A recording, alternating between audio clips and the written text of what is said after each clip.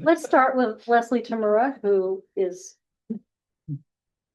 first. Good evening, commissioners. My name is Leslie Tamura. I'm a pear grower here in Hood River County, and I'm also the board chair for Columbia Gorge Fruit Growers. We represent the pear, cherry, and apple growers here in Hood River and also in 4 other mid-Columbia counties. And I am here tonight to request that you consider a disaster declaration for Hood River County pear growers, specifically for the 2025 crop that is now on the market. We had a couple of major issues with this crop last year, primarily damage from pests and an oversupply of pears. For the pest damage, we had very high pressure of psylla, which is a pest that leaves a sticky dew on the pears that marks the fruit very heavily, and that means it cannot be marketed at all. Crop consultants and our local scientific researchers don't know why we had this high pressure, but it has led to a lot of fruit being discarded.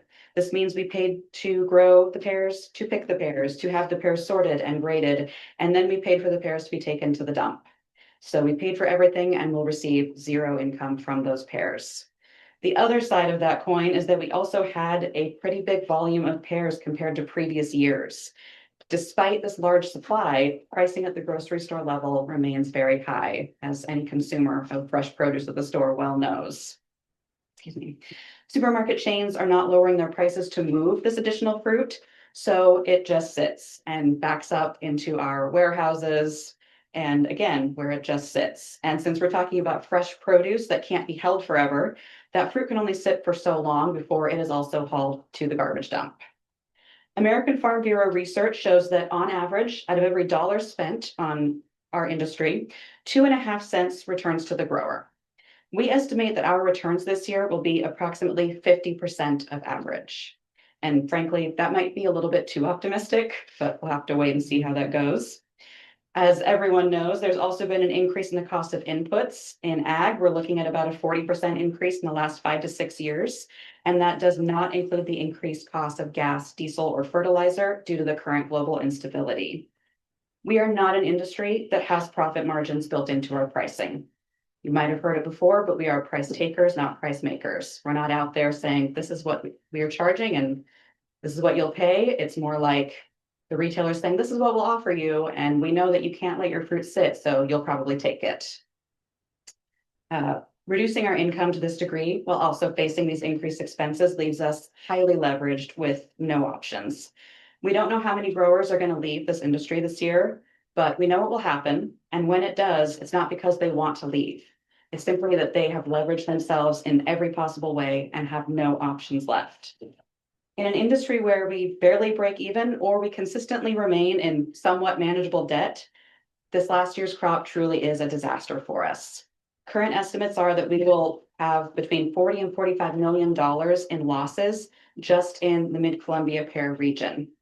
This is equity that has been built over many years, and it's not something that can be fixed with a decent price for the 26 crop. So we are asking for the county to declare this as a disaster so that we can increase awareness and work with our elected officials at the state and federal levels to request assistance from them as well. Thank you. Thank you. Can I ask a question? You may. What's the ripple effect on the community because of this? Yeah, people think in kind of that first stage, there's the direct loss of jobs and farm income, which is always the most obvious one. Loss of families that have been established in this area for generations, not just the farm owners, but also our workforce, our employees who have also lived here for generations, built their families, who are part of this community. And then we're also talking about housing. We all know there's a housing crisis in Oregon, across the country. We provide a lot of housing for our employees free of charge. And so when the farms go away, there's always that housing that could go with it. Then it ripples out to the supporting industries. We have, Hood River's ag economy is not just growers, it's a whole chain. We're talking about packing houses, we're talking about storage facilities, equipment suppliers, irrigation services, mechanics. And then, of course, there's the countywide, which is the reduced economic diversity. Tourism and technology have obviously grown a lot in this area over the years, but agriculture is still foundational to our local economy. And Hood River also markets itself heavily around that with agritourism, local food, cider, wine. So without that diversity in our economy, there's more pressures on the others to really make up that difference. And when we're talking about industries like tourism or technology, hopefully they do well, but that's not a given, depending on what's happening in the world. So there are always ripple effects when the ag economy can't sustain itself. It's an issue for a lot of people outside of us in the community as well. And that's why I'm here tonight.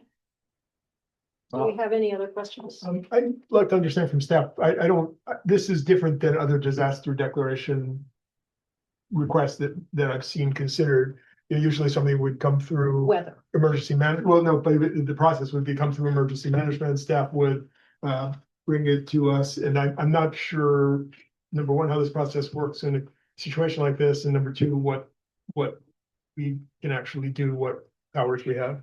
Staff is looking for direction from the board, so we had comment and a sample of an emergency declaration. Our emergency manager is currently researching the parameters around which this would qualify.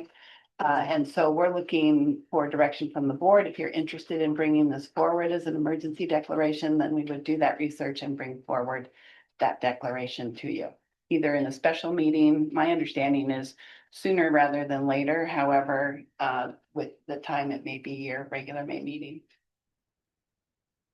Right, then this is for the 2025 crop. So is it a retroactive declaration, or that's what staff would have to look at? Right. And do you guys have a conflict on this, or are you allowed to participate? No, I'm not going to participate Okay. this because I'm a pear grower. Okay, and are you in the same situation? Well, I don't feel like it's a conflict for me. I just, for the record, I do lead one of the commercial packing houses in the valley. I do own an orchard, which is not my primary source of revenue. It is leased to a grower who spends all the money and doesn't make all the money. So just a steward of the land. So I don't feel like it's a conflict of interest for me, and I certainly could back and even expand on the concerns that Leslie has in terms of the losses and the challenges that our industry is facing. In terms of the conflict of interest rules, the fact that you lease out lands to someone who might not be able to pay based on whether or not this happens might create a financial conflict for you. Potentially, I guess that is true, but it's based on a percentage of a gross returns, of which there are none. There is no lease payment. So, It's your call. but I don't feel like it is, but I could certainly be swayed if that's a concern. It's not my job to sway you. I'm just making an observation.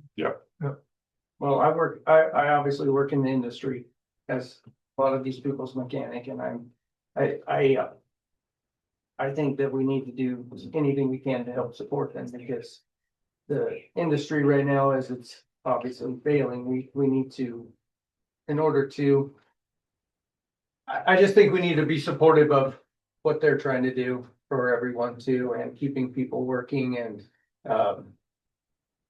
if there's something we can do to help them, I think we should. Yeah, so I think that's a great statement to kind of where I come out. I would love for staff to Yeah. tell us if there's something we can do. I haven't heard yet what we can do, but I'm actually supportive of that. If there's something we could do it in the future, and then I certainly would like to have a conversation with council as to whether my line of thinking is correct or not, and Well, there are three of us anyway, so we can Yeah. handle it without Yeah. you. If you're uncomfortable. Yeah, I'm so definitely staff would just want direction to research and bring it back to you. Yes, please. Yes. Yes, You got the majority of us. okay, all right. I stayed silent, so there you have three.